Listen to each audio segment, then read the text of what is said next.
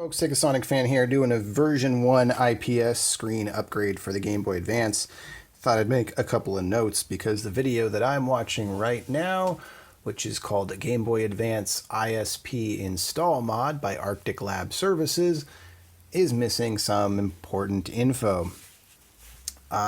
First, just want to point out, I've got the IPS screen bracket here. Printed off of, I want to say it was either Thingiverse or Printables, but you can find this. I'll try to put the link in the description.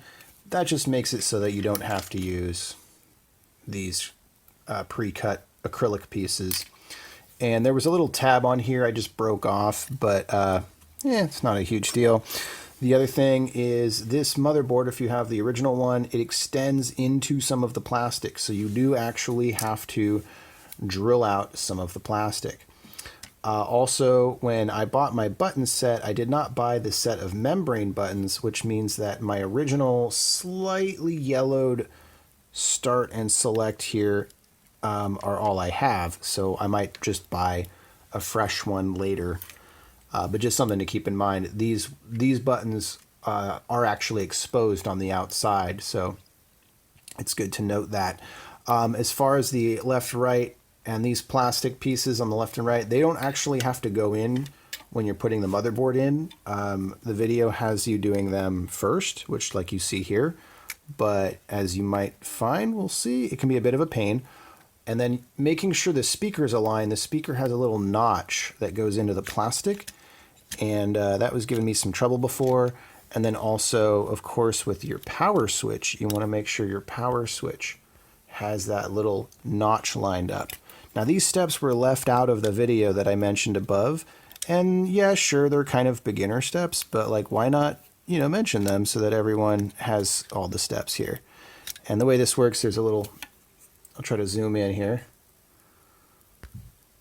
There's a little notch in the plastic here, and that's how your power switch works. So make sure that's all lined up when you're putting the board in. And you might have to do this a couple times because sometimes the little membranes for the buttons or the buttons themselves fall out or get misaligned. If you haven't done these kind of installs before, I'd say just expect to have to do this a couple of times. I had to do it a couple times because of the L and R buttons. But what I do is when I get it in, I press in and then I press the button because I'm holding the board down. And I press the button on the other side and see if it feels okay or if it feels kind of squishy. And this one feels mostly okay. I think it's going to work once I screw things in. Then the other, the thing that made me really want to make this video, that was really set me back in the last one, is it says to screw in 3 screws for the motherboard at this point. And I was just blindly following, or not blindly, but just kind of half awake following along. And it shows a picture of these screws, the original screws for the case. It says, put these 3 screws in. No, don't do that. Because if you're doing this mod, 9 times out of 10, you're going to be using the aftermarket cases. And the aftermarket cases come with their own screws. And these are totally different screws. I'll try to show you in a close-up here. This is what I get for just being half awake, not paying too much attention and thinking I can just follow everything that's on screen. But see, these are totally different screws. One is probably like an M2 and the other is maybe a 2.5 wood mount screw that's tapped.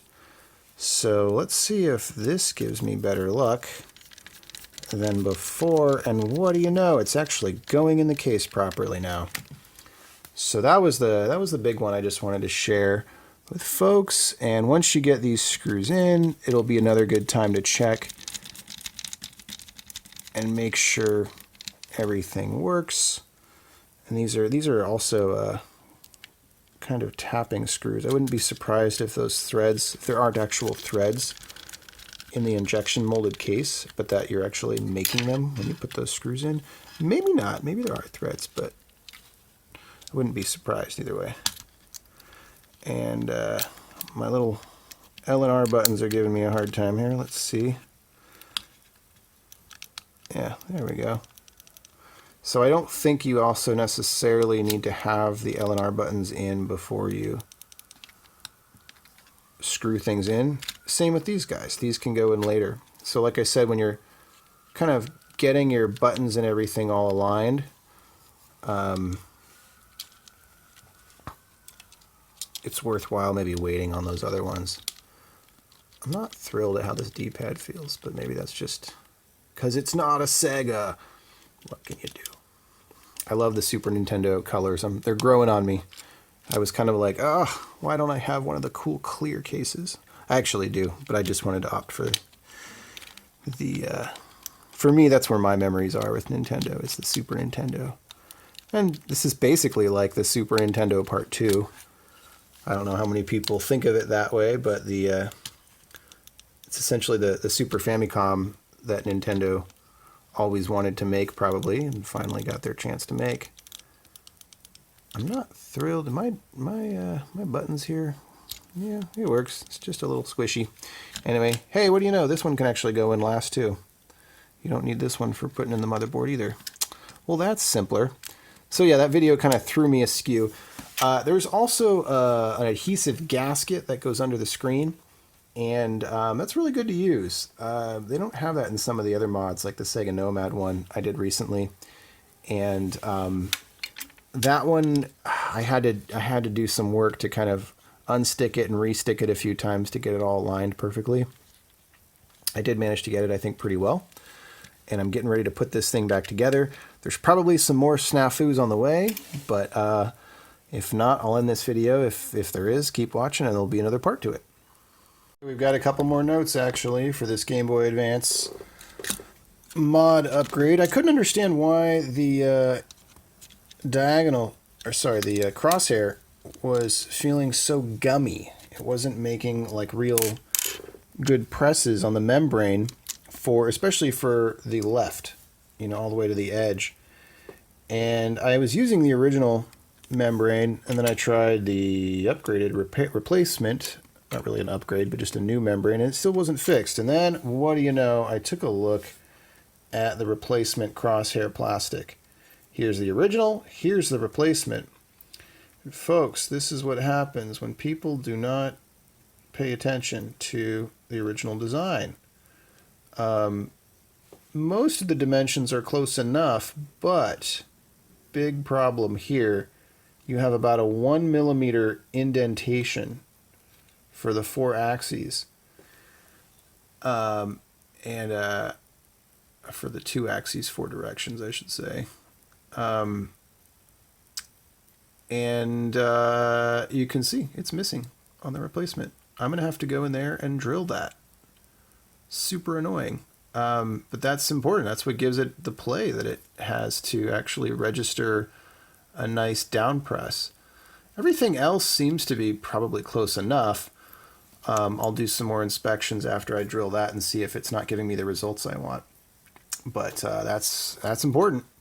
Also, I just put the touch sensor down here. The guide that I watched made a big point about cutting into here and placing it under there. I don't think that's necessary at all.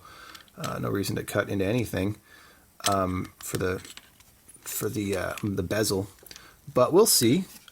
Maybe this battery will press against this cable a little too much, maybe, and I might have to make a notch. We'll find out and report back. Okay, here I am back, and I used this routing drill bit to just go into each of these holes and create an indentation to more closely match the original. It is a bit frustrating that I need to do this, but I think it's going to pay off. I probably need to do it a little bit more on some of these.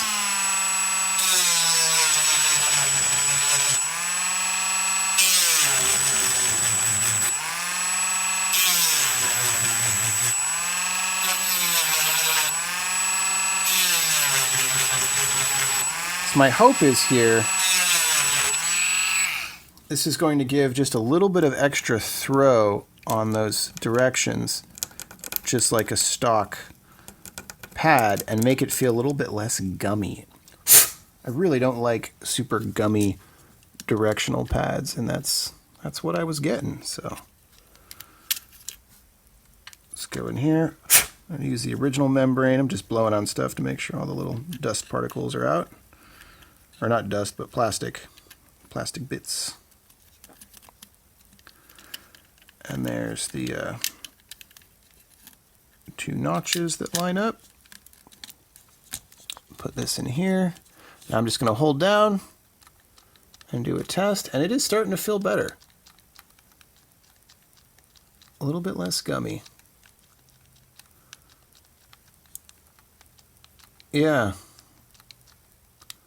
That's a little bit better. I'm going to do a little bit more for the one that I believe is the gummiest, which is the left. And so, yeah, how does that... Interesting. It actually has 2 pads that do a single direction is actually 2 pads. They're not lined up to the crosshair. That's interesting. It's different from how other game systems have done it.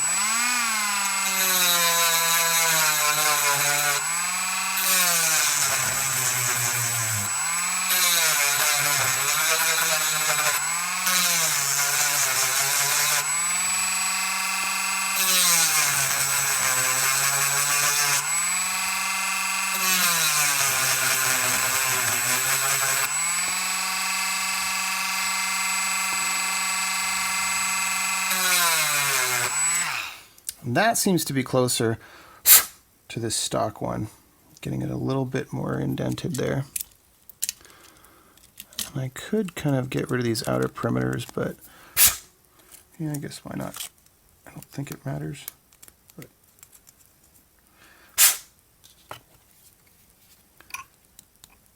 a little excess plastic on the lip.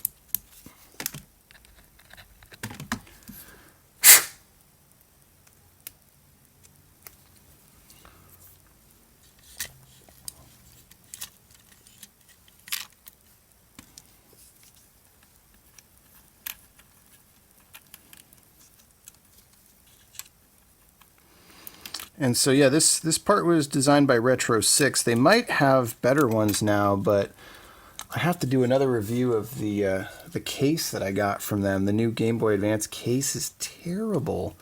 I'm really shocked because normally they've had some pretty good stuff out.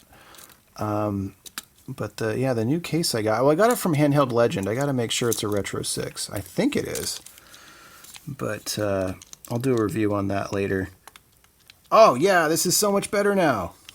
Oh, much, much better. Yeah.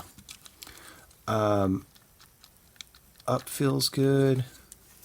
Obviously, I can't, it's just a feeling, right? I can't really show you on video. But yeah, it's more than a feeling. That old Boston song. Yeah, that feels like a real D-pad now.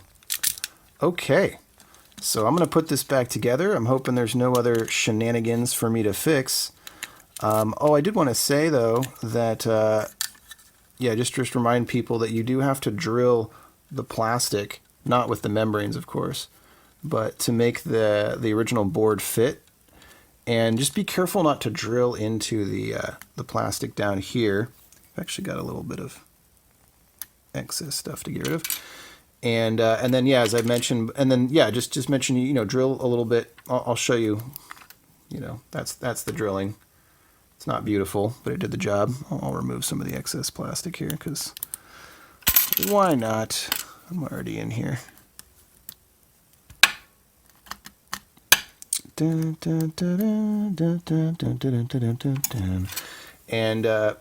yeah, I just put the touch sensor down here, and I think that's going to be fine. If I really have to, I'll drill a notch for the wire to not be compressed, but I kind of doubt that that's going to be a problem.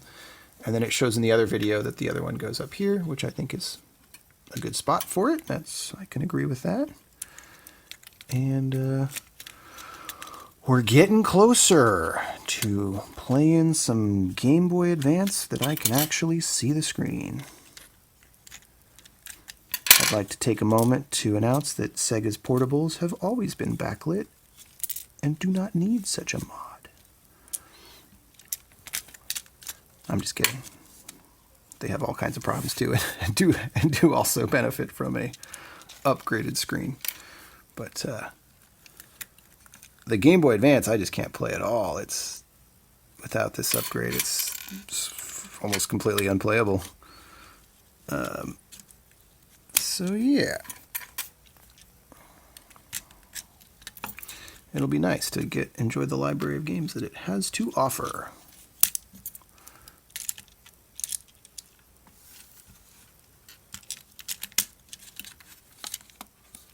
Okay.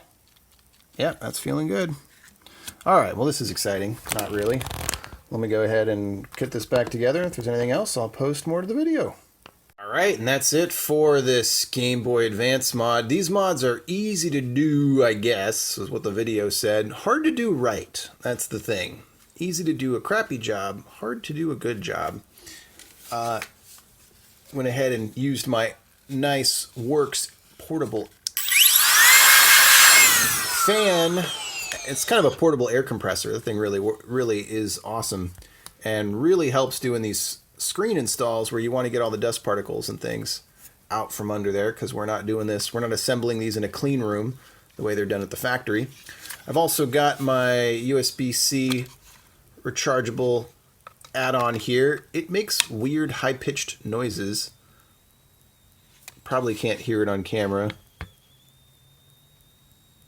Turn up the volume really high maybe, but I don't know what that's all about.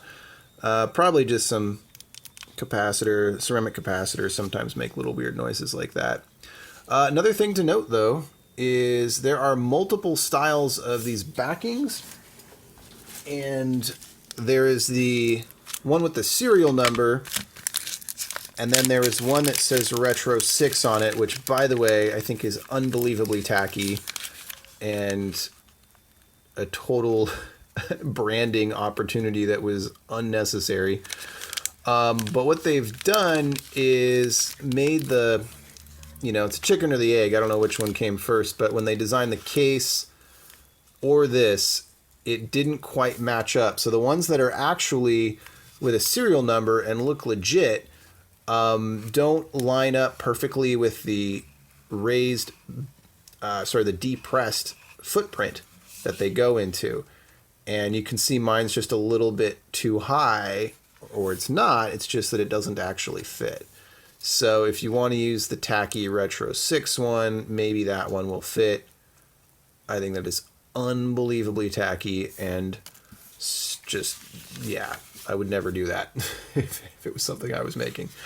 But aside from that, we've got a pretty cool unit. Let's go ahead and put this in. And aside from that and the D-pad fix, which was quite annoying, this is kind of a neat, the touch sensor thing. Let's go ahead. Oh no, I have an RPG in here. And like I mentioned, I do need to replace these membrane buttons. Probably would be nice. Although it's not top of my list. What's a good game to try? I actually don't know the library very well, which is why it's good that I Top Gun. There's a Top Gun game? Set my expectations accordingly. Firestorm by Titus. Uh-oh, 2001. I don't know what Titus is. Euro music, that's a good sign.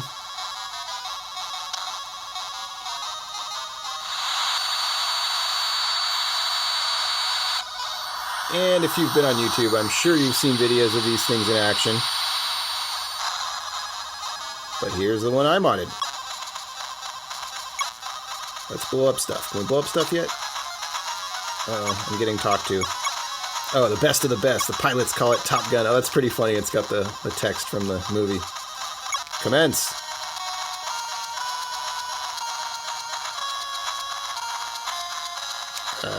Do something. There we go. Oh, this is kind of neat. Isometric kind of Desert Strike deal.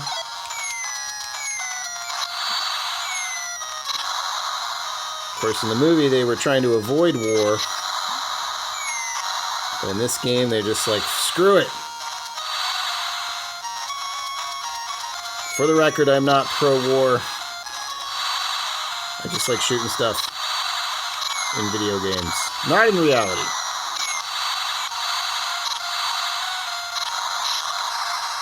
Uh-oh, I blew up. Well, there you go. Does the job. It's modified. Probably would be cooler with the clear case, but there's no light bleed with this case, and it does look a little bit Super Nintendo-y. That's all for this video. Segasonic Fan, signing out.